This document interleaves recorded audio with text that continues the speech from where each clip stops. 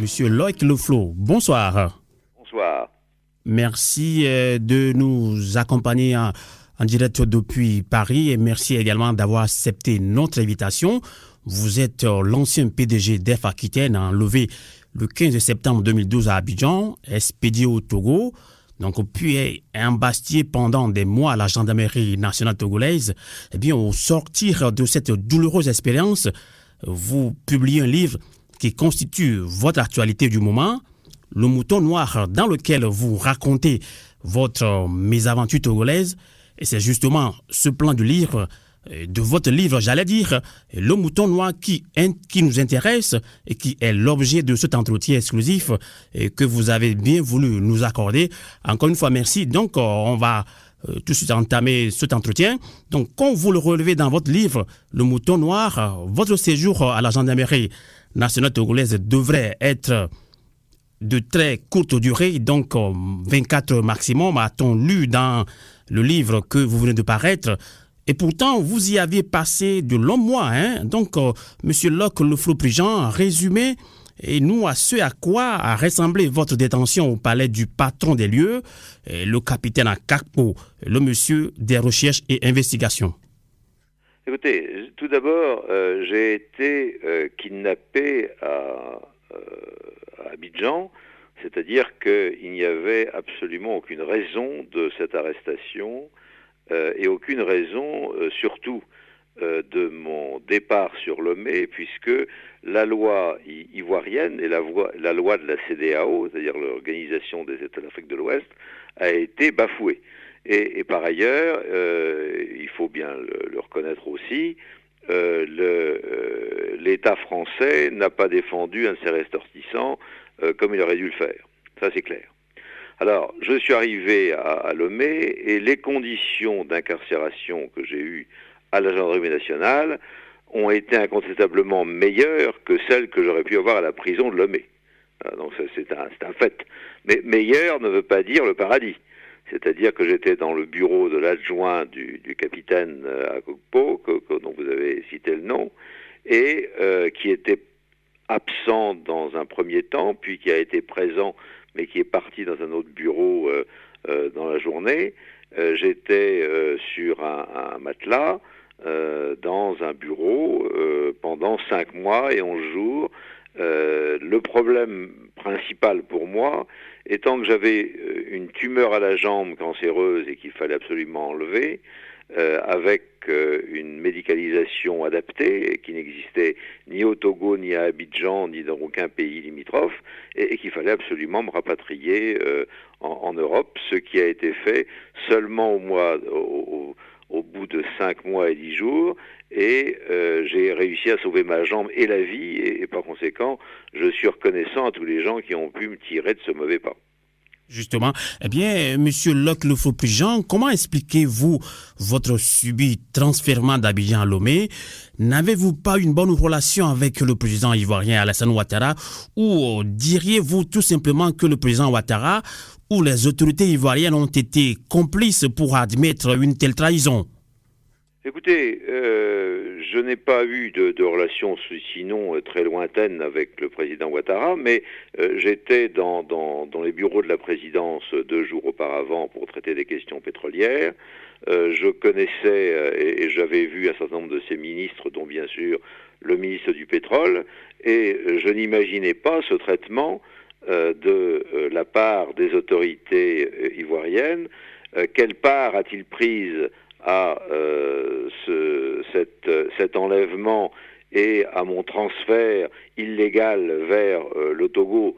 Je n'en ai pas la confirmation évidente, mais je vois mal comment l'ancien président de la SNCF, de Elf, de Gaz de France et de Rhône-Poulenc pouvait être transféré illégalement dans un autre pays, à savoir le Togo, sans que le chef de l'État soit au courant. Je l'imagine mal, mais maintenant, que dans la mesure où c'était sur les ondes dès le matin, et que pendant tout le samedi 15 septembre, ceci est apparu, je pense qu'il a dû regarder ou écouter la radio à un moment.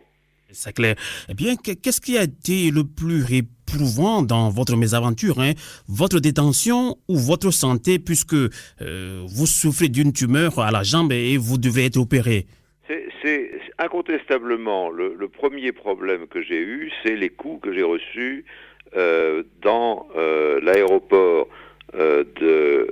d'Abidjan, sans que personne ne s'en émeuve, à la fois ceux qui me regardaient et ceux qui me donnaient des coups. Là, j'ai quand même mon âge, j'ai quelques respectabilités, me semble-t-il. Me faire traiter de crapule en me faisant bourrer de coups, ça, je n'imaginais pas que ce soit possible dans un pays africain, et pas plus en Côte d'Ivoire qu'ailleurs.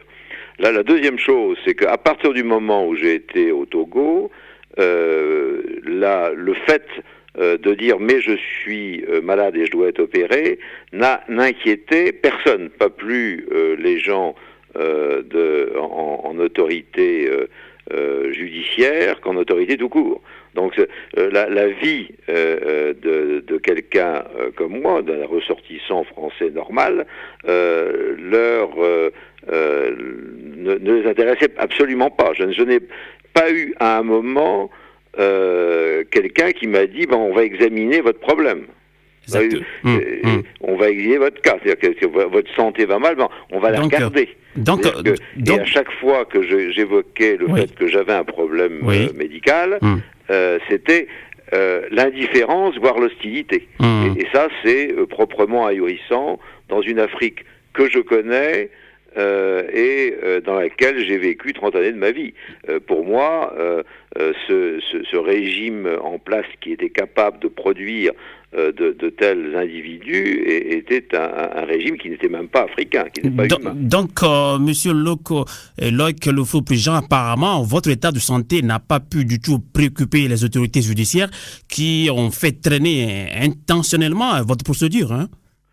Qui n'ont même pas imaginé qu'un examen pouvait être important à effectuer. Et ce n'est que lorsque les photos de ma tumeur ont éclaboussé les journaux français que quelqu'un est venu sans regarder ma tumeur et en me demandant si j'acceptais de me faire opérer sans même qu'on sache de quoi. Eh bien, dans cet entretien que vous avez bien voulu nous accorder après votre livre que vous venez de sortir, Le Mouton Noir, en direct depuis Lomé, notre correspondante Fabi Kouassi, qui a également suivi de bout en bout cette enquête sur l'escroquerie internationale. Fabi Kouassi, bonsoir. Bonsoir, Monsieur Loïc Leflot-Prigent. Bonsoir, madame. J'ai deux préoccupations pour l'instant. La première, c'est que vous êtes censé avoir quand même de très bons rapports avec le régime togolais, du moins quand on lit votre livre Le Mouton Noir entre 2006 et 2008, vous avez eu à intervenir dans un dossier de la CET et puis par rapport à une entreprise au niveau de la France dont vous êtes le président d'honneur. Maintenant, vous êtes quelqu'un qui a toujours eu de très bons rapports avec le continent africain. Comment comprendre que le régime togolais vous ait maltraité alors que vous étiez censé être un ami du Togo? Eh bien, Monsieur Leflot-Prigent, vous avez suivi la question de notre correspondant Fabi Kouassi depuis Lomé? Donc, j'ai très bien suivi et je comprends très bien sa question. Alors, moi, j'ai été appelé par des amis qui étaient proches du régime togolais et j'ai répondu à une question simple qui était une question qui tient à mes compétences dans le domaine pétrolier et gazier. Et par conséquent, j'ai répondu à ces questions et je suis venu plusieurs fois répondre aux questions et voir les responsables togolais. Je n'ai pas imaginé une minute que ces gens que j'avais en face de moi pouvaient se comporter comme ils se sont comportés ultérieurement. Je n'arrive pas à le comprendre encore aujourd'hui. C'est-à-dire que je ne vois pas quel était leur intérêt sur moi et je ne vois pas quelle est leur degré d'humanité dans ce qu'ils ont pu effectuer au cours de cette période. Et disons que j'ai eu le sentiment, et je le répète une nouvelle fois, à être en face d'un régime qui ressemblait plus à la Corée du Nord qu'à l'Afrique que je connaissais. Justement, Fabi Kwasi, vous l'avez suivi?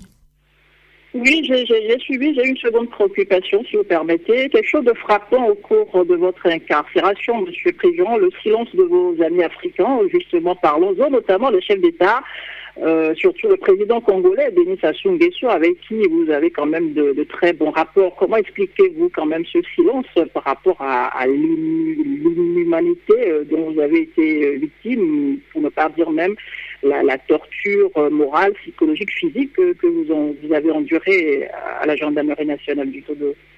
Loïc Lefrault-Prigent. Vous avez raison, madame, de poser cette question. C'est une question que je me pose tous les jours.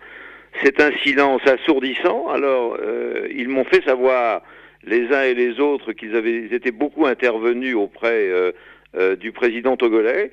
Je n'en ai pas la certitude, mais en tous les cas, ce que je peux observer, c'est que les résultats ne sont pas à la hauteur de ce qu'ils ont dit avoir fait. Et par conséquent, je leur demande aux uns et aux autres des explications, et je leur demande toujours des explications dans leur aptitude à continuer à serrer la main de quelqu'un qui est le président d'un État qui m'a fait ça. Et donc, je mesure leur degré d'amitié à mon égard, à leur aptitude à ne pas serrer ou à serrer la main. Eh bien, revenons au vif du sujet. Et vous êtes incarcéré au Togo dans une affaire baptisée d'escroquerie internationale. Donc, Loïc Lefrault-Prigent, avez-vous connaissance de cette affaire entre notamment M. Agba Bertin et Abbas Al-Youssef, le plaignant, et accessoirement l'ancien ministre de l'administration territoriale Pascal Bojona? Écoutez, j'ai effectivement connu tous les gens dont vous venez de parler. Au bout de 5 mois et 11 jours de détention, je n'ai toujours pas vu le début de la couleur d'un bout de dossier sur le sujet. Et par conséquent, je finis par penser que c'est une manipulation des uns et des autres, plus qu'une véritable affaire. Je commence même à douter qu'il y ait eu de l'argent dépensé en la matière. C'est-à-dire que je considère que c'est une affaire extravagante dont l'origine est essentiellement les difficultés qu'avait le président togolais à écarter le ministre des collectivités territoriales, Pascal Bojona. Je pense que l'origine des affaires est là et que mon transfert de Côte d'Ivoire avait simplement pour but de faire un échange de bons procédés entre les deux présidents. Donc je pense qu'il n'y a rien dans toute cette affaire dite d'escroquerie internationale, il n'y a pas un mot de vrai. Exactement. Eh bien, actuellement, également, l'ancien ministre de l'administration territoriale, Pascal Bojona, est également en liberté provisoire dans cette affaire. Est-ce que vous avez encore des relations? Est-ce que vous le contactez? J'en avais eu très peu parce que je l'ai vu 2 fois dans toute ma vie et je n'ai jamais eu aucune relation avec lui. C'est ce que j'ai expliqué à tous ces juges, à tous ces prétendus juges, parce que de juges, ils n'en ont que le titre, ils n'en ont pas la réalité. Donc, écoutez, ceci est une affaire vraisemblablement interne à la politique togolaise, dans laquelle je n'ai aucune envie de m'insérer et que je laisse volontiers aux Togolais. Exactement bien. Monsieur Loïc Lefrault-Prigent, de vous à nous, ne dit-on pas souvent qu'il n'y a pas de fumée sans feu. Est-ce que vous ne vous reprochez rien dans cette affaire d'escroquerie internationale? Disons que je ne voudrais pas revenir sur 45 000 adages qui n'ont pas de valeur. L'idée générale, c'est qu'il y a eu un problème, que ce problème est clair aujourd'hui, c'est la lutte entre le numéro 1 et le numéro 2 togolais. D'accord. Et ça ne me concerne pas. D'accord. Eh bien, on va relancer notre correspondante Fabi Kwasi à Lomé si elle a encore des préoccupations. Fabi Kwasi? Oui, j'en ai plusieurs. Monsieur Préjean, vous écrivez dans Le Mouton Noir, loin d'être la victime d'une escroquerie que j'aurais moi-même ourdie aux côtés d'autres fâcheux personnages. Il s'est livré à une affabulation. Il l'a mis pour Abbas Youssef, bien sûr. Il s'est livré à une affabulation pour son propre compte, mais encore, et c'est l'envers inaperçu du dossier, pour le compte d'un chef d'État qu'il aurait grossièrement instrumentalisé afin de mieux consolider sa position. Monsieur Préjean, pensez-vous que Monsieur Faure Gnassingbé, le chef de l'État togolais, tirerait personnellement les ficelles de cette affaire pour anéantir Pascal Bodiona, le ministre d'alors? Monsieur Locke Le Fou Préjean? Je réponds et je pense ce que j'ai écrit. Fabi Kouassi, vous l'avez suivi? Fabi Kouassi, vous l'avez suivi, sa réponse. Il était bref. Oui, c'est-à-dire qu'il confirme effectivement que le chef de l'État tirait le ficelle. Exactement. Eh bien, monsieur... Je pense que ce que j'ai écrit, je vous le confirme. Ah, d'accord. Eh bien, êtes-vous aussi sain que vous le croyez? Parce que il y avait eu des informations comme quoi vous étiez quand même condamné dans une affaire par le passé et vous avez fait également la prison en France. Oui, ceci n'a rien à voir avec cela. C'est-à-dire que le droit français d'abord existe. C'est-à-dire que je vous dis qu'aujourd'hui, je considère que le droit togolais et les juges togolais n'existent pas. Donc ça, c'est une demande. Alors, en droit français, il y a eu des problèmes liés à l'entreprise Elf. Ces problèmes étaient qu'un certain nombre de gens de Elf se sont enrichis, pas moi, et il a fallu que dans la loi française, je sois condamné pour que les gens qui avaient pris de l'argent soient condamnés aussi. C'est ce qui s'est passé. Jamais personne n'a pu démontrer que j'avais pris de l'argent dans cette affaire. J'ai été condamné, j'ai fait de la prison, cette affaire est derrière moi. Elle a conduit à 17 ans de procédure pénale. Elle n'a absolument rien à voir avec le Togo, mais rien à voir, et disons que c'est une affaire passée. Si jamais on considère que dans le droit français, on paie sa dette à la société, c'est pour que justement on ne revienne pas sur les affaires anciennes, et par conséquent, personne n'a le droit de poser la question telle que vous la posez en France. D'accord. Eh bien, vous dites également que votre libération, vous la devez plutôt à votre femme, hein, mais pas à la France, votre pays, ou à l'État français. Pourquoi? Je dis que si l'État français a fini par se remuer en dernier temps, c'est-à-dire au mois de février 2013, c'est parce que ma France a mobilisé la famille, les amis, et que le scandale provoqué par cette mort annoncée au Togo d'un ancien dirigeant français devenait insupportable à la population française. Et par conséquent, en dernier ressort, l'État français est intervenu et par conséquent, je suis revenu. Eh bien, Fabi Kouassi, vous avez encore des préoccupations, je pense. Oui, vous aviez comparé le Togo à la Corée du Nord dans l'une de vos interviews à la sortie de prison, et puis tout à l'heure même, en début d'émission, est-ce à dire qu'à cause de votre mésaventure, vous n'allez plus mettre un pied au Togo, ou du moins sur le Togo de Faure Gnassingbé? La dictature est quelque chose qui existe au Togo. Elle est héréditaire, comme en Corée du Nord, et par conséquent, j'ai droit de les comparer. Et il est clair que lorsque vous avez, et je reprends l'adage de tout à l'heure, puisqu'on me disait il n'y a pas de fumée sans feu, j'aurais tendance à dire chat échaudé craint l'eau froide. C'est-à-dire que je ne vois pas en quoi, aujourd'hui, je pourrais faire confiance à qui que ce soit dans un régime pareil.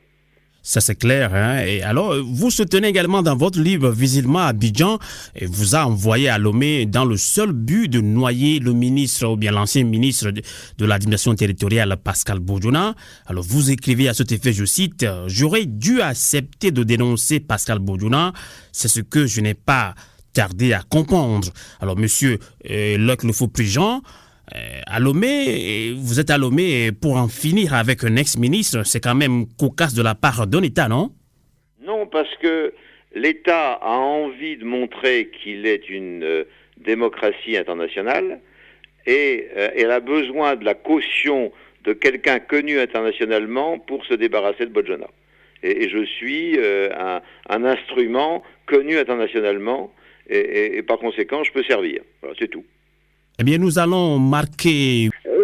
Monsieur Loïc Lefebvre-Prigent, vous écrivez dans votre livre « Le pouvoir au Togo fait l'objet d'une lutte interne qui ne connaît pas de relâche ». Pourquoi dites-vous ça? Est-ce que vous avez des éléments pour étayer cette affirmation? Monsieur Locke, le Clos Prigent, vous l'avez suivi, hein?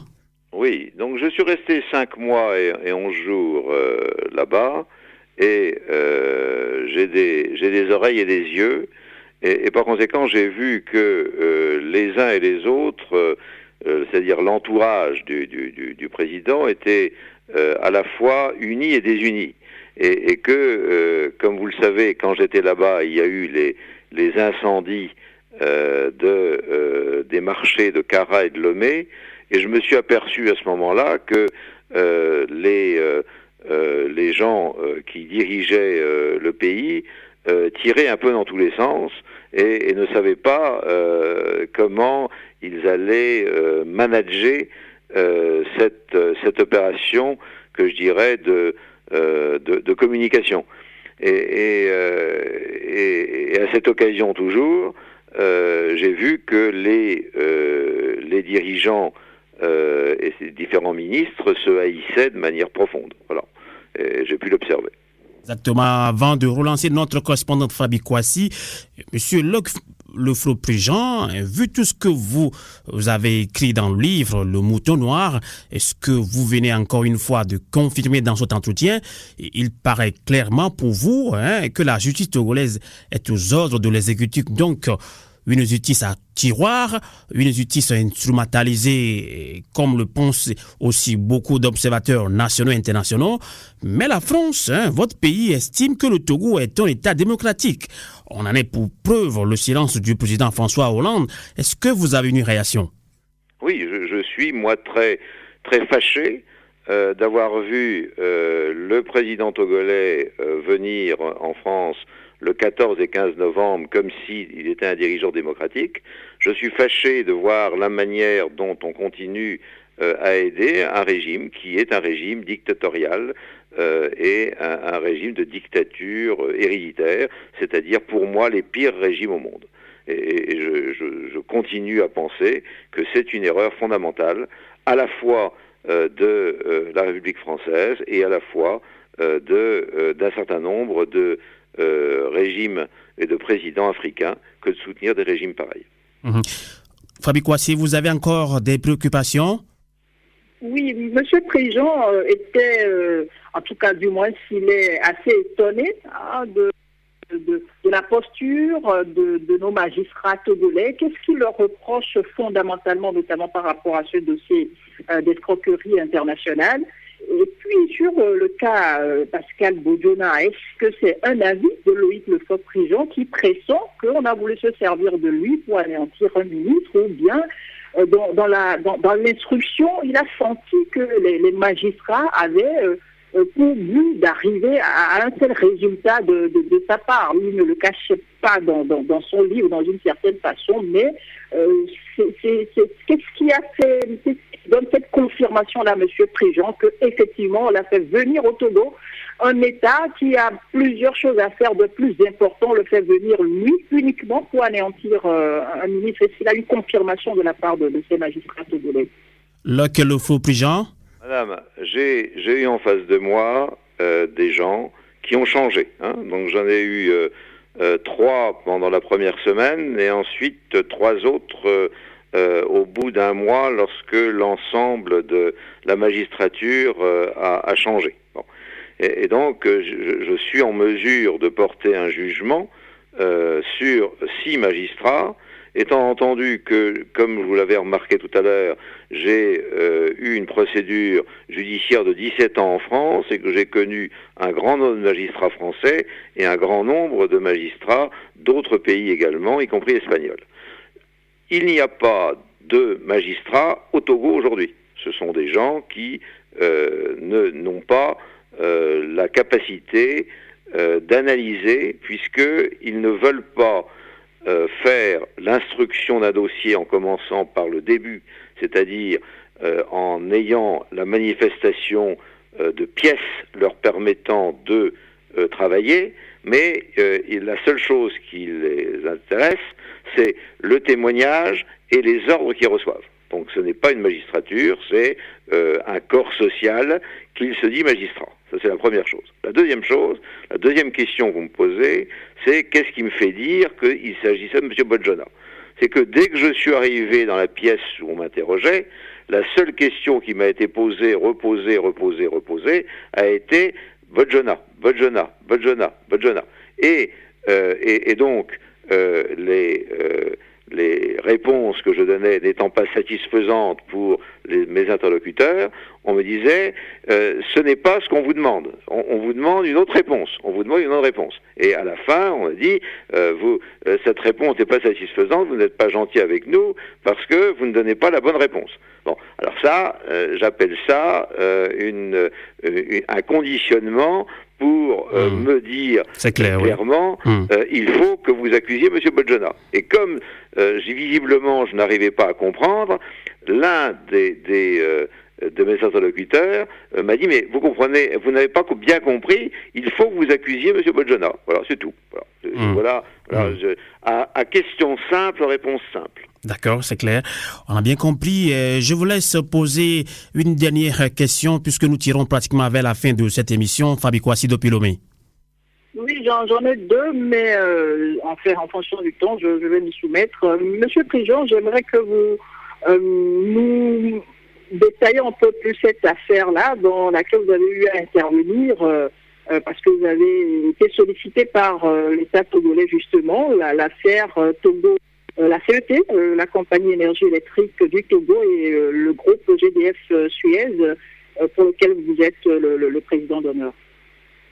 Écoutez, à un moment, alors qu'on est en train de m'embêter et que j'ai été voir l'ambassadeur du Togo en France qui m'a dit non, il n'y a rien, on continue à avoir des articles de presse sur le sujet et donc l'avocat du plaignant vient voir mon avocat pour dire, écoutez, on peut effacer tout ça, mais il faut que vous nous aidiez à régler le problème entre la compagnie d'électricité togolaise et l'ancienne compagnie de M. Le Floch-Prigent, GDF Suez, de manière à ce qu'on ne paie pas autant que ce qui est envisagé. Et je réponds que, je ne comprends pas pourquoi on ne me le dit pas plus clairement, mais si on me le dit, il faut qu'on me donne un mandat et qu'au moins on arrête la presse qui n'arrête pas de dire que je suis embarqué dans une affaire d'escroquerie. Et à ce moment-là, tout disparaît, je n'entends plus parler de rien. Et j'apprends par la suite que cette affaire a été effectivement réglée dans des conditions que je dirais assez troubles et qui méritent certainement un examen plus approfondi. Voilà. Fabi Kouassi, je vous laisse poser quand même la dernière question à M. Le Floch-Prigent. Oui, en lisant le mouton noir, M. Prigent ne cessait de dire il fallait que je sauve ma jambe. Je voudrais savoir, monsieur qui ne voulait pas livrer Pascal Bodjona, comme on a voulu lui faire, et qui voulait également sauver sa jambe. Au jour d'aujourd'hui, monsieur Louis Floch-Prigent, avez-vous réussi à sauver cette jambe-là? Ma jambe, oui, et j'en suis bien content parce que ça me permet d'aller à la pêche, d'aller cueillir des champignons sans avoir une prothèse. Et je remercie tous les gens qui ont permis que ça puisse se faire. Et je vous assure que c'est une expérience très difficile, mais que le caractère breton fait que je n'accepte pas qu'on essaie de me faire des choses contre mon éthique. Et donc, il était absolument pour moi impossible que je dise du mal de quelqu'un simplement pour sauver ma jambe ou ma vie. C'est impossible pour moi. D'accord. Eh bien, une information que nous voulons de vous. En clair, dans cette affaire, est-ce que vous êtes finalement en liberté provisoire ou blanchi dans cette affaire d'escroquerie internationale? Qu'en est-il de votre caution payée à la justice togolaise? j'ai payé une caution de 50 000 euros et il me demandait 6 millions de dollars. Et voilà. Et donc, j'attends que ceux qui donnent, que quelqu'un au Togo veuille bien arrêter toute cette affaire rocambolesque qui n'a absolument aucun intérêt. Et voilà. Mais je ne sais rien de plus et je n'ai aucune envie d'avoir plus avant de relations avec le régime togolais tel qu'il est. Je laisse aux autres le soin de continuer à avoir des relations si ça leur chante. Pour moi, c'est un régime dictatorial et les dictatures, je n'aime pas ça, je suis un démocrate. Bien sûr, je pense que vous n'avez pas répondu à ma question. Est-ce que vous êtes en liberté provisoire ou blanchi dans cette affaire? Non, j'ai jamais été blanchi puisque il y a un concept nouveau dans la vie mondiale qui est le concept togolais de liberté provisoire. Ça n'existe pas. Soit on est en liberté, soit on n'est pas en liberté. Donc le concept de liberté provisoire est un concept uniquement togolais et uniquement de votre régime dictatorial. Eh bien, nous sommes pratiquement arrivés à la fin de cet entretien que vous avez bien voulu nous accorder depuis Paris. Eh bien, depuis votre retour en France en 2013, vous avez repris vos activités de conseil en énergie, Europe, Afrique et Moyen-Orient, et bien évidemment après avoir suivi quand même des traitements médicaux. Donc, quelles sont aujourd'hui vos relations d'affaires avec certains pays africains après cette affaire d'escroquerie internationale qui a quand même fait grand bruit dans le monde entier? Écoutez, quand les gens ont envie d'avoir mes avis, ils viennent à Paris parce qu'il est hors de question que je me déplace dans des endroits qui continuent à avoir des relations avec le Togo.